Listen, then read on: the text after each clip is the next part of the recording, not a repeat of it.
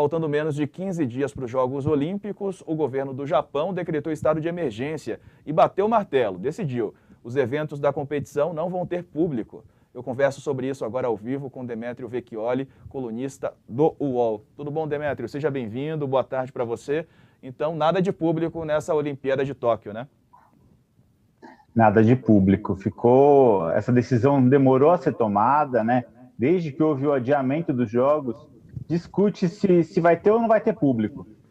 Durante um tempo, decidiu-se primeiro que não ia ter público estrangeiro, o que significa que não iam permitir que entrasse no Japão pessoas que não são japonesas e que não são credenciadas. Então, ou ia ter público japonês ou não ia ter nada.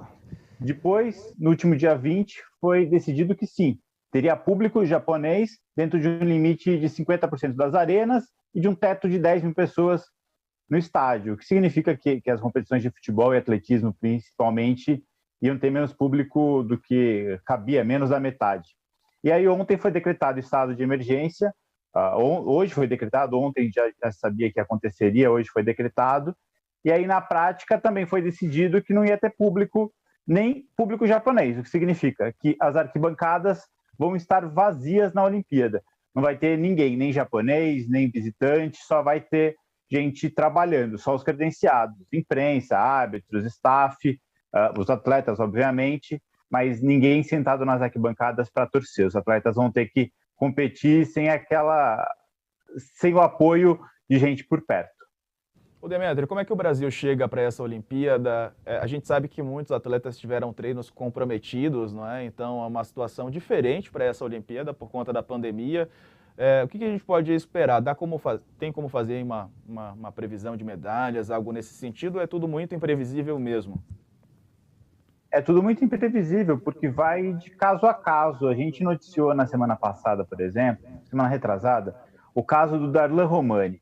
Ele é o terceiro ou quarto melhor do mundo no arremesso de peso e estava muito bem antes da Olimpíada. A Olimpíada foi adiada e o técnico dele é cubano. O técnico não consegue, foi para Cuba para as férias, para passar o Natal com a família, não conseguiu voltar até agora, então ele está treinando sem técnico e aí não dá para se cobrar um resultado dele.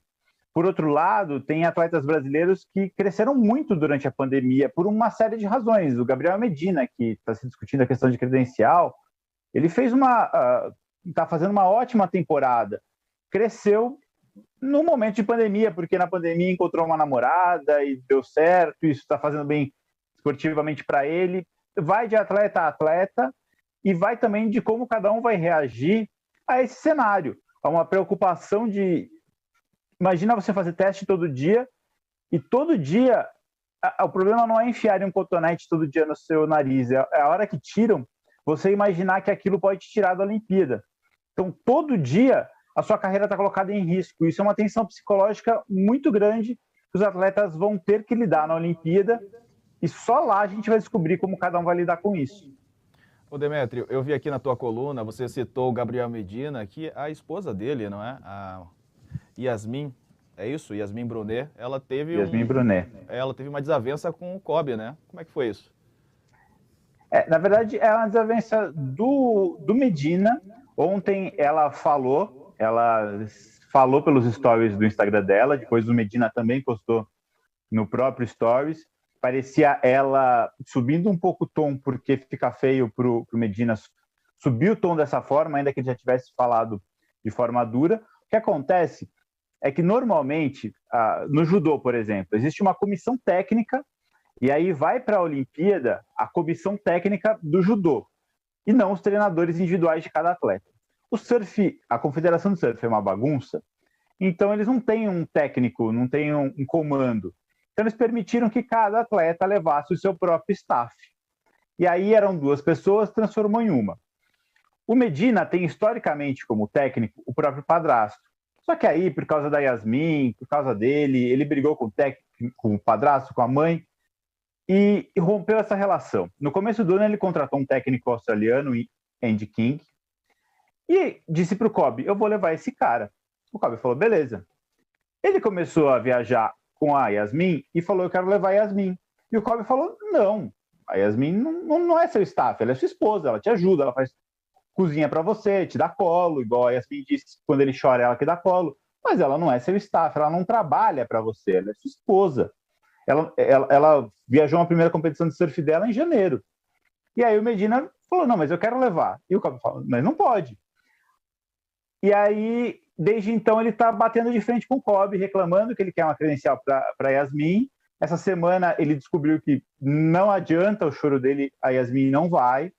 Quem vai é o técnico que ele contratou, e que ele diz agora que não é mais técnico, mas até maio era. E aí vai o Andy King como a pessoa que vai acompanhar ele, que é um profissional, é um técnico profissional. E ele ficou muito chateado. E ele alega, ele fala, não, mas o Ítalo vai levar um amigo, a Tati vai levar o marido.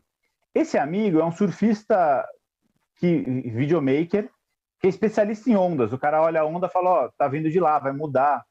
E o marido da Tati, ele é surfista profissional e é o único brasileiro na história que ganhou uma competição em Chiba, que é onde vai acontecer a Olimpíada. Ele entende das ondas de lá.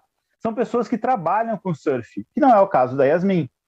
E eles estão usando essa comparação e reclamando muito. O Demétrio, pois é, se você ficou curioso para conferir detalhes dessa história, tá lá na coluna do Demétrio, Olhar Olímpico no UOL. Você vai para Tóquio, né? Tô certo ou tô errado? Tô certo. Vou.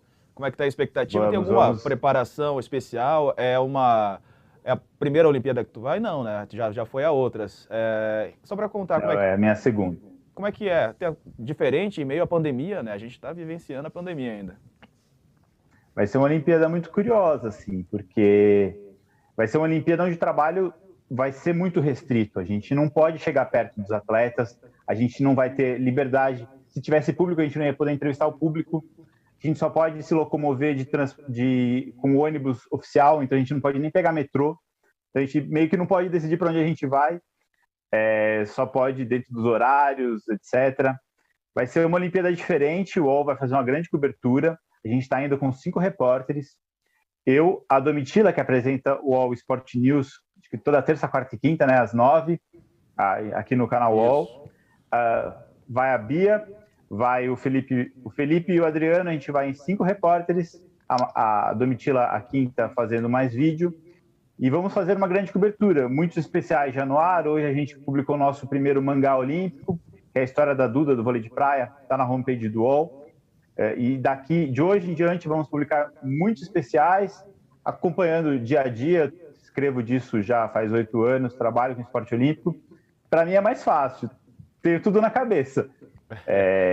Mas vai ser muito gostoso. Com certeza, já fico aqui desejando boas energias para a delegação brasileira e para o nosso time aqui também do UOL na Olimpíada de Tóquio. Bom trabalho para você, que tudo transcorra da melhor maneira possível, apesar da pandemia, não é, Demétrio? Os pensamentos são positivos. Bom trabalho então para você, obrigado por participar aqui com a gente. Obrigado, Diego.